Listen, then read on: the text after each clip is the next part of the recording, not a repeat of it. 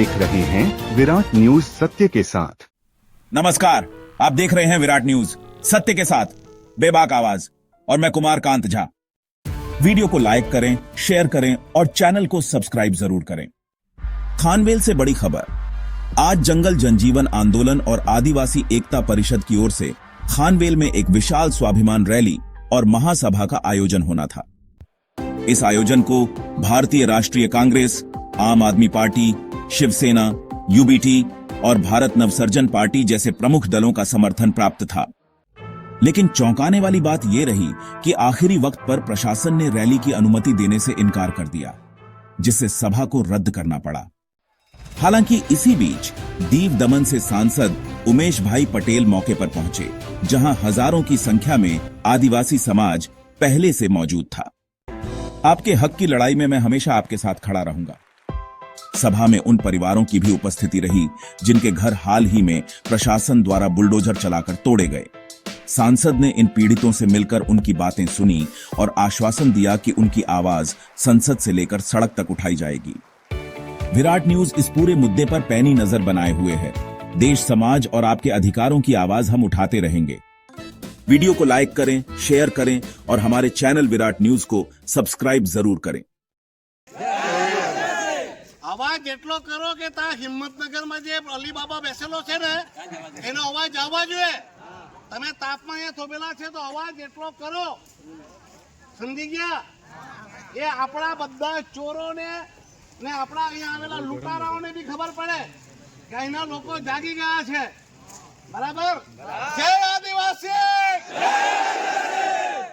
लड़ेंगे, जीतेंगे और लड़ेंगे, लड़ेंगे, जीतेंगे और लड़ेंगे। અહીં ઉપસ્થિત અવાજ ઓછો કરજો કેમ કે આપણા પાસે માઇક છે નહીં।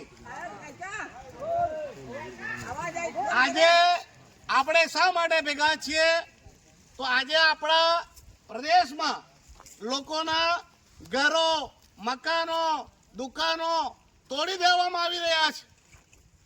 કોઈ પણ પ્રકારની કાયદાકીય કાર્યવાહી પણ પૂરી કરવામાં આવતી નથી। આ જે આદિવાસી છે એ આ જમીનનો, આ દેશનો મૂળ માલિક છે અને મૂળ માલિકોને પોતાના ઘર બહારથી દૂર કરવામાં આવી રહ્યા છે। આજે આ ઘટના પહેલી ઘટના નથી। આપણા આદિવાસીઓ પર વારંવાર આવા અત્યાચાર અને અન્યાય લાસ્ટ 7-8 વર્ષમાં જ્યારથી પ્રશાસક તરીકે પ્રફુલ્લ પટેલ બેઠો છે ત્યારથી થઈ રહ્યા છે। આપણા કેટલા બધા નેતાઓ આ પ્રશાસનના ઉત્પીડનના કારણે મૃત્યુ પામ્યા છે।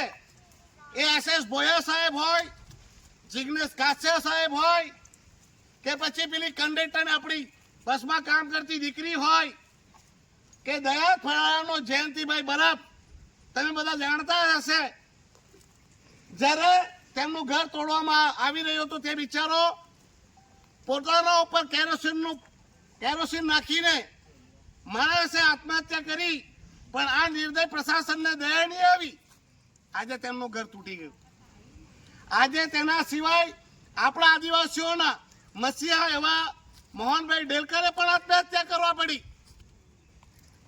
આજે વિડંબણા છે, દુઃખ છે કે આટલું બધું થવા છતાં પણ પ્રશાસન સુધરી રહ્યું નથી। અને દુઃખ થાય કે આપણા પ્રદેશના જે નેતાઓ છે એ બધા પ્રશાસકજીના પગમાં પડીને તેમના પગના તળિયા ચાટી રહ્યા છે। આજે જ્યારે આપણો પ્રદેશ પીડાઈ રહ્યો છે, દુઃખી થઈ રહ્યો છે અને લોકોની નેતા પાસે આશા છે કે અમારા નેતા અમારા સાથે ઊભા રહે અને અમારા દુઃખમાં સામેલ થાય અને અમને આ દુઃખમાંથી, પીડામાંથી મુક્ત કરાવે। એવા સમયે આપણા તમામ નેતાઓ ઘૂંટડીએ બેસીને તમાશો જોઈ રહ્યા છે। ગરીબોના ઘરો, મકાનો તૂટે, એ ઘર મકાન એમ જ નહીં બને। લોકોએ એક રૂપિયો કેમ કેમ કરીને ભેગો કરે અને માણસોનો ઘર બનાવવામાં આખી જિંદગી નીકળી જાય અને તોડવામાં એ લોકોને એક દિવસ બી નહીં લાગે। હું આવેલો થોડા દિવસ પહેલા ખાનવેલમાં આ ભુસારા પરિવારનું ઘર તોડવામાં આવ્યું, બસના પરિવારનું. મને ખબર પડી તું આવ્યો, મારા પરિવારમાં લગ્ન હતા તે છોડીને. જ્યારે એમની વાત સાંભળી મને ઘણું દુઃખ થયું.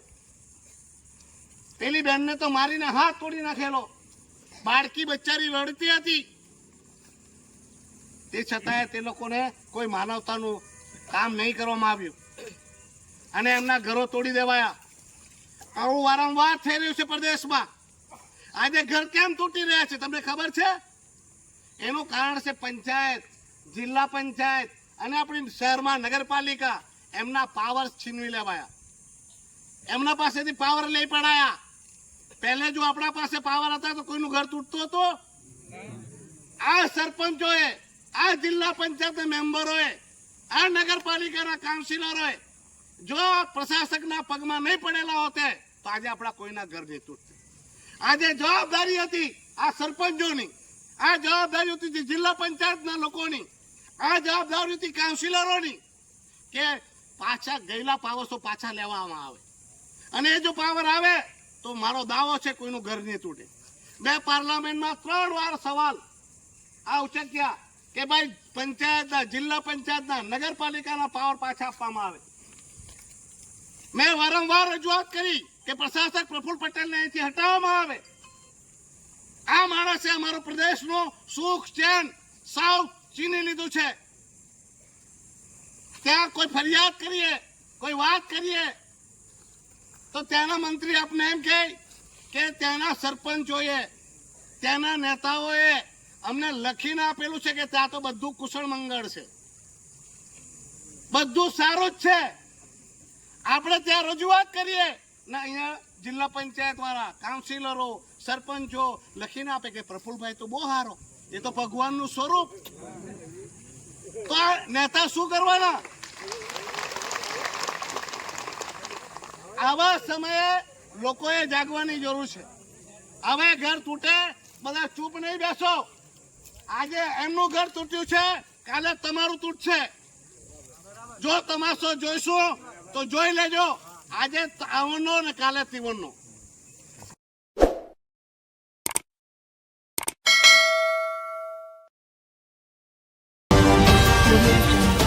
आप देख रहे हैं विराट न्यूज सत्य के साथ।